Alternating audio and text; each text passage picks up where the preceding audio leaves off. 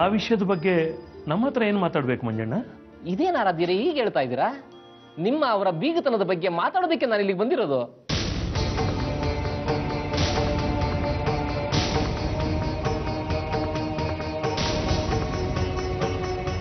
ನೀವೇನ್ ಹೇಳ್ತಾ ಇದ್ದೀರಾ? ಹೌದು ಸರಸ್ವತಮ್ಮನವರೇ, ನಿಮ್ಮ ಬಗ್ಗೆ, ನಿಮ್ಮ ಕುಟುಂಬದ ಬಗ್ಗೆ, ನಿಮ್ಮ ಮಗನ ಬಗ್ಗೆ ಎಲ್ಲ ನಾನು ಅವ್ರ ಹತ್ರ ಹೇಳಿದೆ. ಅವರು ತುಂಬಾ ಸಂತೋಷ ಪಟ್ಟರು. ನಮ್ಮ ಕುಟುಂಬ ಬಯಸೋದು ಇಂಥ ಸಂಬಂಧನೇ, ಹೋಗಿ ನಮ್ಮ ಬಗ್ಗೆ ತಿಳಿಸಿ ಅವ್ರನ್ನ ಒಂದ್ಸಾರಿ ನಮ್ಮ ಮನೆಗೆ ಬರೋದಕ್ಕೆ ಹೇಳಿ ಅಂತ ಹೇಳಿದ್ರು.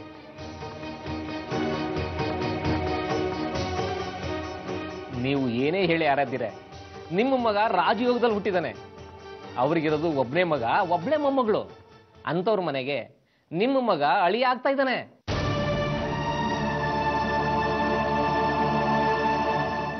ಕೂತು ತಿಂದ್ರು ಕರಗದೇ ಇರೋಷ್ಟು ಆಸ್ತಿ ಇದೆ. ಇಂಥ ಅದೃಷ್ಟ ಯಾರಿಗುಂಟು, ಯಾರಿಗಿಲ್ಲ ಹೇಳಿ? 2 ತಿಂಗಳಲ್ಲಿ ಮದುವೆ ಮಾಡಿ ಮುಗಿಸ್ಬಿಡೋಣ. ಇದೆಲ್ಲ ಆಗೋ ಮಾತಲ್ಲ ಮಂಜಣ್ಣ. ಯಾಕೆ ಆರಾಧ್ಯರೇ ಹೀಗೆ ಹೇಳ್ತಾ ಇದ್ದೀರಾ? ಯಾಕೆ ಅಂದ್ರೆ ನನ್ನ ಸೊಸೆ ನನ್ನ ಪಕ್ಕದಲ್ಲೇ ಇದ್ದಾಳೆ. ಇವರು ನಿಮ್ಮ ಸೊಸೆನಾ? ಇನ್ನೂ ಆಗಿಲ್ಲ, ಆಗ್ತಾಳೆ. ಒಪ್ಪಿಗೆ ಮಾತುಕತೆ ಎಲ್ಲ ಆಗಿದೆ. ಧನುರ್ಮಾಸ ಕಳೀಲಿ ಅಂತ ಕಾಯ್ತಾ ಇದೀವಿ ಅಷ್ಟೇ. ಸದ್ಯ ಇನ್ನೂ ಎಂಗೇಜ್ಮೆಂಟ್ ಆಗಿಲ್ವಲ್ಲ, ಅದಕ್ಕೆ ಸಂತೋಷ ಪಡಿ. ಯಾರಾದ್ರೂ ಇಂಥ ಸಂಬಂಧನ ದೂರ ಮಾಡ್ಕೋತಾರ ಸರಸ್ವತಮ್ಮನವ್ರೆ? ನಾವು ದೂರ ಮಾಡ್ಕೋತೀವಿ ಮಂಜಣ್ಣ. ನಾವು ಬಯಸೋದು ನಮ್ಮ ಮನೆಗೆ ಬರೋ ಸೊಸೆ ಮುಖದಲ್ಲಿ ಲಕ್ಷ್ಮಿ ಕಳೆ ಇರಬೇಕು ಅಂತಾನೆ ಹೊರತು ಮಣಭಾರ ಬಂಗಾರ ಹೊತ್ತು ಬರೋ ಸೊಸೆನಲ್ಲ.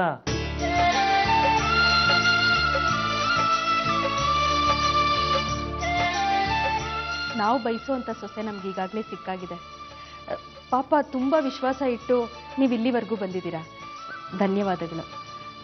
ಬನ್ನಿ, ಊಟ ಮಾಡಿವ್ರಂತೆ, ಕರ್ಕೊಂಡು ಬನ್ರಿ. ಬನ್ನಿ ಬನ್ನಿ, ಊಟ ಮಾಡೋಣ.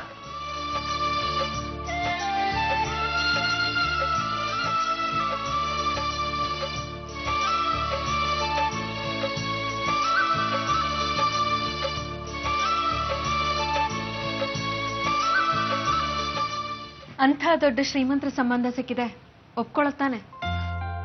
ನನ್ನ ಕನಸಿನ ದೇವತೆ ಮುಂದೆ ಆ ಶ್ರೀಮಂತಿಗೆ ಯಾವ್ದು ದೊಡ್ಡದಲ್ಲ ಸಂಗೀತ. ಹೋಗ್ತಾ ಹೋಗ್ತಾ ಈ ಅಭಿಪ್ರಾಯ ಬದಲಾದ್ರೂ ಬದಲಾಗ್ಬೋದು. ಅವತ್ತು ಈ ಜಗತ್ತೇ ಇರೋದಿಲ್ಲ ಸಂಗೀತ.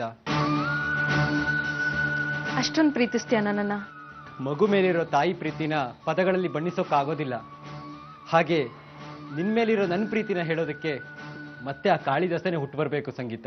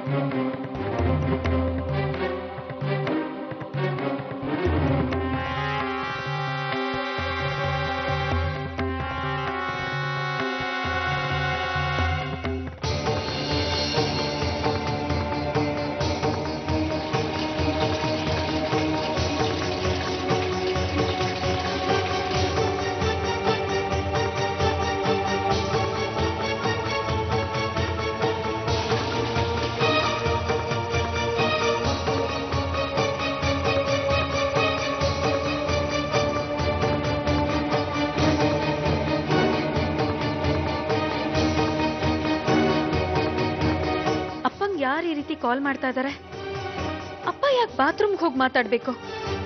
ಅಲ್ಲ, ಯಾರ ಹತ್ರ ಮಾತಾಡೋದಕ್ಕೆ ಅಪ್ಪ ಇಷ್ಟೊಂದು ಹೆದರ್ಕೊಳ್ತಿದ್ದಾರೆ?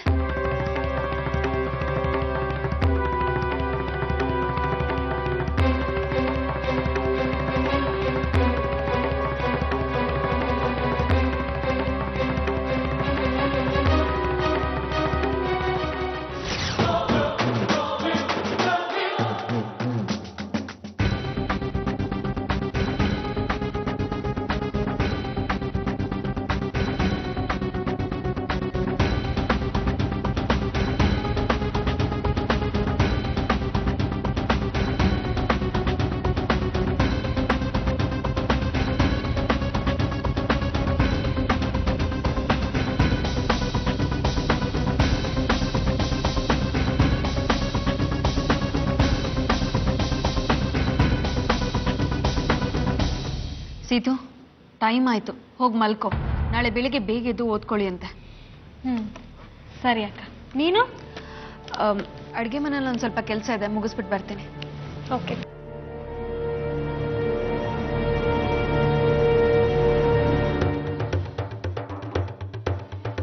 ಅಪ್ಪನ್ ಬಂದಿರೋ ಆ ನಂಬರ್ಗೆ ಕಾಲ್ ಮಾಡಿ ವಿಷಯ ಏನು ಅಂತ ತಿಳ್ಕೊಳ್ಳೇಬೇಕು.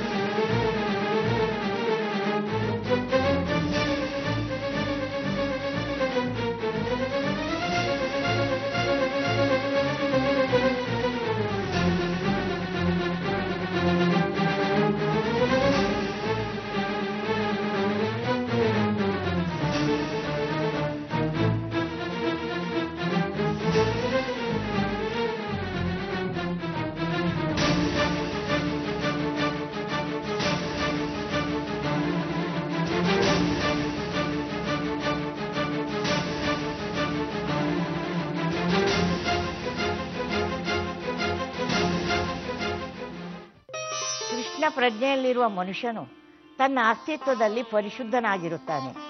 ಪರಿಣಾಮವಾಗಿ ಕರ್ತೃ, ಕಾರ್ಯ, ಸನ್ನಿವೇಶ, ಪ್ರಯತ್ನ ಮತ್ತು ಅದೃಷ್ಟ. ಓ ಅವಿನಾಶ್, ಬಾ ಕೂತ್ಕೋ. ಜಯರಾಮ್ ಏನ್ ಮಾಡ್ತಾ ಇದ್ದಾರಮ್ಮ? ಆಫೀಸಿಗೆ ರೆಡಿ ಆಗ್ತಾ ಇದ್ದಾನೆ. ಆಮೇಲೆ ಅವಿನಾಶ್, ಜಯರಾಮನ್ನ ಮದುವೆಗೆ ಒಪ್ಸೋ ಪ್ರಯತ್ನ ಮಾಡ್ತಾ ಇದ್ದಾನೆ. ಆ ಪ್ರಯತ್ನ ನನ್ನ ಕಡೆಯಿಂದ ನಿರಂತರವಾಗಿ ನಡೀತಾನೆ ಇದೆ ಅಮ್ಮ. ಆದರೆ ಜಯರಾಮೆ ನಾನು ಯಾವುದೇ ಮಾತಿಗೂ ಬಗ್ತಾನೆ ಇಲ್ಲ. ಅಮ್ಮ, ಮೊನ್ನೆ ನಮ್ಮ ಆಫೀಸಲ್ಲಿ ಏನಾಯ್ತು ಗೊತ್ತಾ? ಆನಂದಪ್ಪ ಅಂತ ಒಬ್ಬರು ಕೆಲಸ ಮಾಡ್ತಾರೆ. ಅವ್ರಿಗೆ ಈಗಾಗಲೇ 2 ಮದುವೆ ಆಗಿದೆ. ಆ ಹೆಂಡತಿದಿರೋ ಅವ್ರ ಮನಸ್ಸನ್ನ ಅರ್ಥ ಮಾಡ್ಕೊಳ್ಳಿಲ್ಲ ಅಂತ 3ನೇ ಮದುವೆ ಮಾಡ್ಕೊಂಡ್ಬಿಟ್ರು. ಇಂಥ ಘಟನೆಗಳೆಲ್ಲ ನಮ್ಮ ಜಯರಾಮ್ ಕಣ್ಮುಂದೆ ನಡೀತಾ ಇದ್ರು ಇವನ್ ಮಾತ್ರ ಮನಸ್ಸನ್ನೇ ಬದಲಾಯಿಸ್ತಾ ಇಲ್ಲಮ್ಮ. ಆದ್ರೆ ಅವಿನಾಶ್, ನಾವೆಲ್ಲರೂ ಸೇರಿ ನನ್ನ ಮಗನ ಮನಸ್ಸನ್ನ ಬದಲಾಯಿಸಲೇಬೇಕು. ಸಂಗೀತ ಕಾರ್ಯಕ್ರಮದಲ್ಲಿ ನೀನು ಸಂಗೀತಗಳನ್ನ ನೋಡಿದ್ಯಲ್ಲ, ಸಂಗೀತ ರೂಪವಂತೆ, ಗುಣವಂತೆ, ಮೇಲಾಗಿ ನನ್ನ ಮಗನ ಪಾಲಿಗೆ ಅದೃಷ್ಟವಂತೆ. ಅವಳನ್ನು ಡ್ರಾಪ್ ಮಾಡಿ ಬಂದ ತಕ್ಷಣ ಯಾವುದೋ ಒಂದು ದೊಡ್ಡ ಆರ್ಡರ್ ಸಿಕ್ತಂತೆ. ಹೌದಮ್ಮ, ತಕ್ಷಣ ನನಗೂ ಫೋನ್ ಮಾಡಿ ಹೇಳಿದ್ರು ಆರ್ಡರ್ ನಮ್ಗೆ ಸಿಕ್ಕುತ್ತೆ ಅಂತ. ನಂಬಿಕೆ ನನಗಿರಲೇ ಇಲ್ಲ. ಇದೆಲ್ಲ ಆ ಸಂಗೀತಳ ಪ್ರಭಾವ. ಒಂದ್ಸಲ ಜಯರಾಮ ಅವಳನ್ನ ಮದುವೆಗೆ ಒಪ್ಕೊಂಡ್ರೆ ಅದಷ್ಟೇ ಸಾಕು. ಆದ್ರೆ ಸಂಗೀತ ಅವ್ರ ಮನಸ್ಸಲ್ಲಿ ಏನಿದೆಯೋ ಏನೋ ನಮಗ್ ಗೊತ್ತಿಲ್ವಲ್ಲಮ್ಮ. ಈ ವಿಷಯನ ಸಂಗೀತಳ ಹತ್ರ ಪ್ರಸ್ತಾಪ ಮಾಡಿದ್ರೆ ಖಂಡಿತ ಅವಳು, ಅವಳ ಮನೆಯವರು ಒಪ್ಕೋತಾರೆ. ಆ ನಂಬಿಕೆ ನನಗಿದೆ. ಅದಕ್ಕಿಂತ ಮುಂಚೆ ಈ ಜಯರಾಮನ ಒಪ್ಪಿಸ್ಬೇಕು. ಜಯರಾಮನ್ನ ಮದುವೆಗೆ ಒಪ್ಸೋದು ತುಂಬಾ ಕಷ್ಟ ಅಮ್ಮ. ಹಾಗಂತ ನಮ್ಮ ಪ್ರಯತ್ನ ಕೈ ಬಿಡೋದು ಬೇಡ. ಒಪ್ಕೋ ಅಂತ ಅವನ ಮೇಲೆ ಒತ್ತಡ ಹೇರೋದು ಬೇಡ. ಅವನು ಒಪ್ಕೊಳ್ಳೋ ದಿನ ಬಂದೇ ಬರುತ್ತೆ. ಆ ದಿನ ಆದಷ್ಟು ಬೇಗ ಬರಲಿ. ಇಷ್ಟು ವರ್ಷ ಈಡೇರದೆ ಇರುವ ನನ್ನ ಆಸೆ ಈಗಲಾದ್ರೂ ಈಡೇರಲಿ. ಖಂಡಿತ ಈಡೇರುತ್ತಮ್ಮ. ಏನದು ಇಬ್ಬರ ಮಧ್ಯೆ ಏನೋ ಮಾಸ್ಟರ್ ಪ್ಲಾನ್ ನಡೀತಾ ಇದೆ? ಅದೇ ಜಯರಾಮ್, ಮೊನ್ನೆ ನಮ್ಮ ಆಫೀಸಲ್ಲಿ ಆನಂದಪ್ಪ ಅವರು 3ನೇ ಮದುವೆ ಮಾಡ್ಕೊಂಡ್ರಲ್ಲ, ಆ ವಿಷಯ ಅಮ್ಮನಿಗೆ ಹೇಳ್ತಾ ಇದ್ದೆ. ನನ್ನ ಮಗನಿಗಂತ ಬುದ್ಧಿ ಬರ್ತಾ ಇಲ್ವಲ್ಲ ಅಂತ ಅಮ್ಮ ಹೇಳ್ತಾ ಇದ್ದಾರೆ. ಎಂಥ ಬುದ್ಧಿ? 3 ಮದುವೆ ಆಗೋದಾ? ಹಾಗಲ್ಲ ಜಯರಾಮ್. ನೋಡು, ನೀನೇನು 3 ಮದುವೆ ಆಗೋದು ಬೇಡ. ಲಕ್ಷಣವಾಗಿ ಸಂಗೀತಳನ್ನ ಇಷ್ಟಪಟ್ಟಿದ್ದೀನಿ ಅಂತ ಒಂದು ಮಾತು ಹೇಳಿಬಿಡು. ನಾನು ಅವಳನ್ನು ಒಪ್ಪಿಸ್ತೀನಿ. ಒಂದೇ ವಾರದಲ್ಲಿ ಈ ಮದುವೆ ಶುಭ ಕಾರ್ಯ ಇಟ್ಕೊಂಡ್ಬಿಡೋಣ. ಇದೊಂದು ವಿಷಯ ಬಿಟ್ಟು ನಿನ್ನ ಬಾಯಲ್ಲಿ ಬೇರೆ ಮಾತೇ ಬರೋದಿಲ್ಲ. 3 ಹೊತ್ತು ಮದುವೆ ಆಗು ಅಂತಾನೆ ಇರ್ತೀಯಲ್ಲ. ಈ ಮನೆಗೆ ಒಬ್ಳು ಸೊಸೆ ಬರಬೇಕು ಅನ್ನೋ ಆಸೆ ನಿನಗಿದ್ರೆ ಮಗನಿಗೆ ಮದುವೆ ಮಾಡೋ ಪ್ರಯತ್ನ ಬಿಟ್ಟು ಮೊಮ್ಮಗನ್ನ ಮದುವೆಗೆ ಒಪ್ಸು. ಅಯ್ಯೋ, ಅವನಿನ್ನು ಚಿಕ್ಕವನು ಕಣೋ, ಅವನಿಗೆಂತ ಮದುವೆ? ಹಾಗಿದ್ರೆ ಒಂದು ಕೆಲಸ ಮಾಡಿ, ಇನ್ನು 5 ವರ್ಷ ಈ ಮನೆಯಲ್ಲಿ ಮದುವೆ ಸುದ್ದಿನೇ ಎತ್ಬೇಡಿ, ಆಯ್ತಾ? ನಡಿಯ, ಟೈಮ್ ಆಯ್ತು, ಬರ. ಅವಿನಾಶ್ ಕೇಳಿದ್ಯಾ ಅವನು ಹೇಳಿದ್ದಾನ? ಅಮ್ಮ, ಕಾಲ ಅನ್ನೋದು ಕೂಡು ಬಂದ್ರೆ 5 ವರ್ಷ 5 ದಿನ ಆಗುತ್ತೆ. ನೀವೇನು ಯೋಚನೆ ಮಾಡಬೇಡಿ. ಅವಿನಾಶ, ಬಂದೆ, ಬರ್ತೀನಮ್ಮ.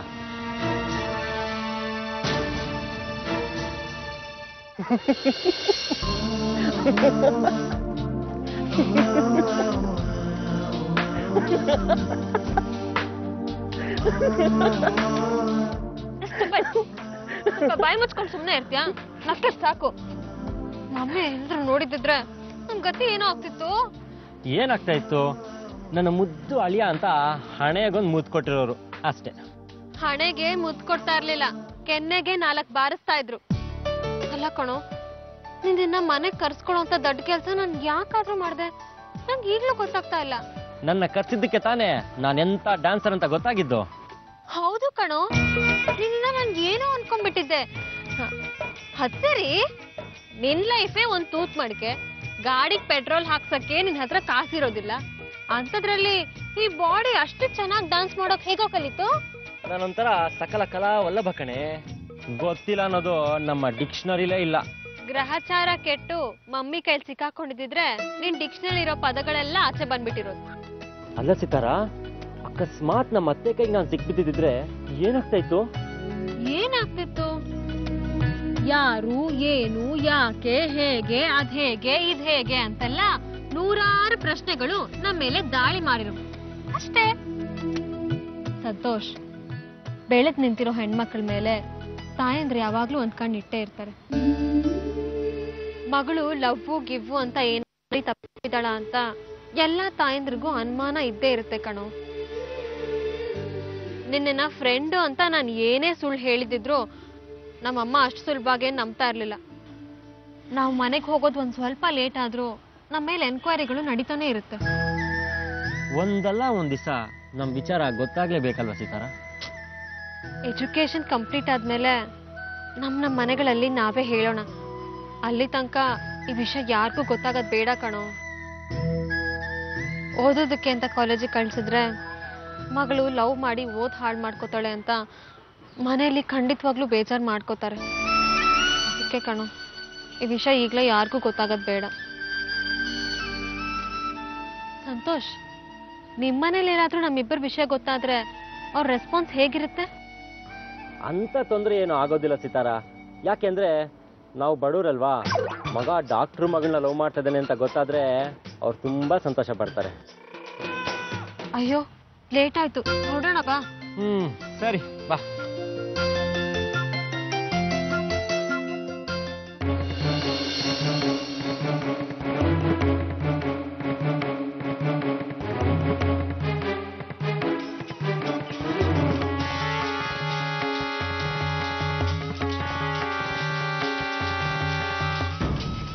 ಅಕ್ಕ ಎಲ್ಲೋದ್ಲು? ಅಕ್ಕ,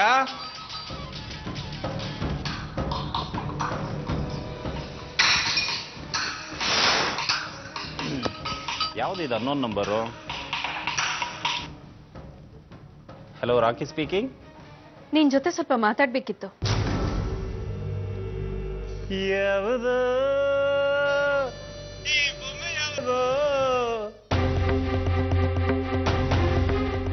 ಸರಿಯಾಗಿ 1 ಗಂಟೆಗೆ ನಾನು ಹೇಳೋ ಜಾಗಕ್ಕೆ ಬಂದ್ರೆ ಬೊಂಬೆ ಆಟ ಏನು ಅಂತ ನಿನ್ಗೆ ಗೊತ್ತಾಗತ್ತೆ. ಬೊಂಬೆ ನೀವಯ್ಯಾರದ ಬೊಂಬೆ, ಬೊಂಬೆ ನೀ ಕರ್ಪೂರದ ಬೊಂಬೆ. ಸ್ವೀಟ್ ಆಡ್, ನಿನ್ನಂತ ಸುಂದರವಾದ ವಾಯ್ಸ್ ಇರೋ ಹುಡುಗಿ ಕರೆದ್ರೆ ಯಮನ ಹ್ಯಾಂಡ್ ಓವರ್ನಲ್ಲಿದ್ರೂ ಕೈ ಕೊಟ್ಟು ಓಡ್ ಬಂದ್ಬಿಡ್ತೀನಿ. ಎಲ್ಲಿಗೆ ಬರ್ಬೇಕು ಹೇಳು? ಮಧ್ಯಾಹ್ನ ಸರಿಯಾಗಿ 1 ಗಂಟೆಗೆ ಬನಶಂಕರಿ ಮಂಜುನಾಥ ಟೆಂಪಲ್ ಅಲ್ಲಿರೋ ಪಾರ್ಕ್ಗೆ ಬಾ. ಓಕೆ ಡಾರ್ಲಿಂಗ್, ನಿನಗೋಸ್ಕರ ಇನ್ನೊಂದ್ಸಲ ಸ್ನಾನ ಮಾಡಿಕೊಂಡು ಫ್ರೆಶ್ ಆಗಿ ಪೌಡರ್ ಹಾಕೊಂಡು ಸ್ನೋ ಹಾಕ್ಕೊಂಡು ಸೆಂಟ್ ಹೊಡ್ಕೊಂಡು 1 ಗಂಟೆಗೆ ನಿನ್ನ ಮುಂದೆ ಹಾಜರಾಗಿರ್ತೀನಿ. ಬೇ ನಿನ್ಗೋಸ್ಕರ ಕಾಯ್ತಾ ಇರ್ತೀನಿ.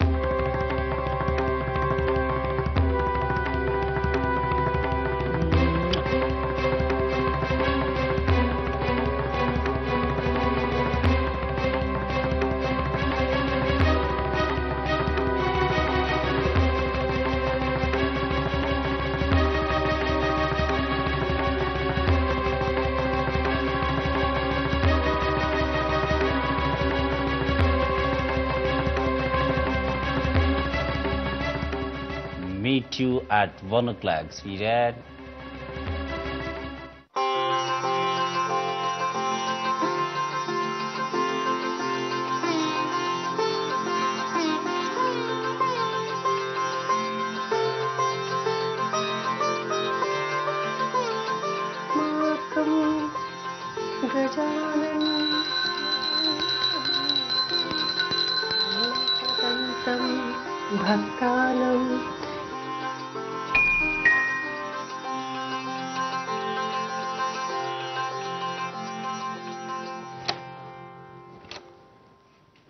ಅರೆ ರಘು, ನಮಸ್ಕಾರ. ನಮಸ್ತೆ. ಹೇಗಿದ್ಯಾ? ಚೆನ್ನಾಗಿದ್ದೀನಿ. ಬಾಬಾ ಬಾ ರಘು, ಕೂತ್ಕೋ. ಹೇಗಿದ್ಯಾ? ಚೆನ್ನಾಗಿದ್ದೀನಿ. ನೀವ್ ಹೇಗಿದ್ದೀರಾ? ಚೆನ್ನಾಗಿದ್ದೀನಿ. ಸಂಗೀತ, ನೋಡು ಯಾರು ಬಂದಿದ್ದಾರೆ. ಅಪ್ಪ ಅಮ್ಮ ಹೇಗಿದ್ದಾರೆ? ಚೆನ್ನಾಗಿದ್ದಾರೆ. ಸಂಗೀತ ನಿಮ್ಮ ಮನೆಗೆ ಮ್ಯೂಸಿಕ್ ಕಲಿಯಕ್ ಬರ್ತಾಳೆ. ಅಲ್ಲೇ ನೋಡಿ ಮಾತಾಡ್ಬಿಡ್ತೀಯ. ನಿನ್ನ ನೋಡದೆ ಅಪರೂಪ ಆಗಿದೆ. ನಾವು ಇರು, ಕಾಫಿ ತಗೊಂಡ್ ಬರ್ತೀನಿ. ಅದೆಲ್ಲ ಏನು ಬೇಡಮ್ಮ. ಹಾಗಂದ್ರೆ ಹೇಗೆ? ಅಪರೂಪಕ್ಕೆ ಬಂದಿದ್ಯಾ? ಸಂಗೀತ, ಮಾತಾಡ್ತಾ ಇರು, ಕಾಫಿ ತರ್ತೀನಿ. ಹಾಯ್. ಹಾಯ್. ಹಾಯ್ ಭಾವ. ಹಾಯ್. ಇದೇನು ಬೆಳಿಗ್ಗೆ ಬೆಳಿಗ್ಗೆ ನಮ್ಮ ಮನೆ ಕಡೆ ಬಂದ್ಬಿಟ್ಟಿದ್ದೀರಾ?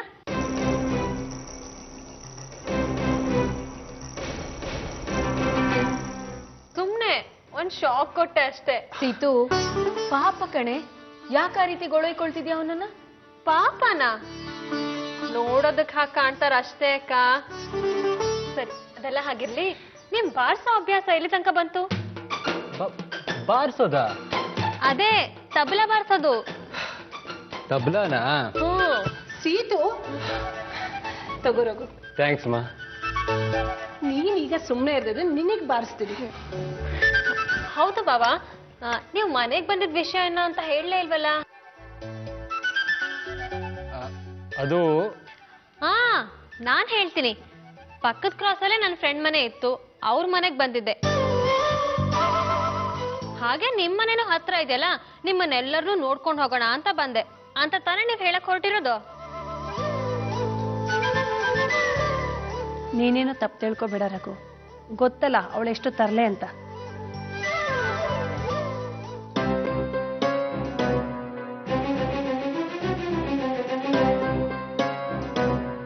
ಭಾವ, ಈಗ ನಾನು ಕೇಳೋ ಪ್ರಶ್ನೆಗೆ ಉತ್ತರ ಕೊಡ್ಬೇಕು.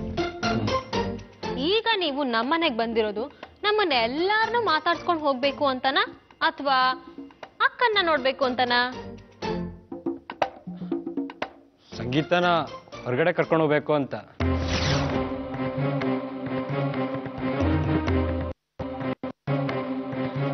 ಭೇಷ್, ಇದು ಉತ್ತರ ಅಂದ್ರೆ.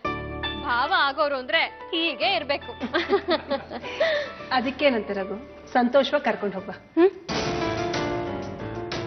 ಇಲ್ಲ,